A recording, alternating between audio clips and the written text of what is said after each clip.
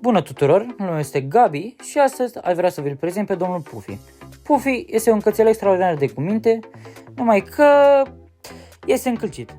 Pe spate nu e foarte încălcit, în schimb la bot este foarte încălcit. Părinții lui ne-au spus că n-au avut timp să-l descălcească înainte să vină cu el la noi, dar nu-i nimic, noi să încercăm să-i facem o frizură care să-l avantajeze. După cum puteți vedea, am reușit într-un final, după ce am făcut băiță și după ce l-am uscat, am reușit să-l descălcim la botic. Mulțumim lui Dumnezeu, bineînțeles îi mulțumim și lui Puffy pentru că a fost foarte cooperat cu noi, iar acum să trecem la tuns.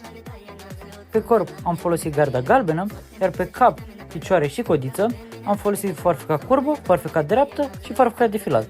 Mulțumesc pentru vizionare și vă urez o zi frumoasă. Pa, zi frumoasă!